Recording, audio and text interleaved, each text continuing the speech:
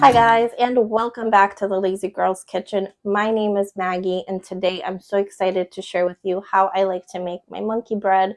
Fall, winter, it's definitely time to indulge a little bit, to enjoy those sweets a little bit more, and this recipe is definitely one of those things that you can enjoy and indulge in a little bit.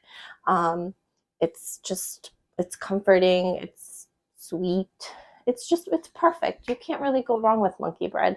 So I hope you guys enjoy. Bye.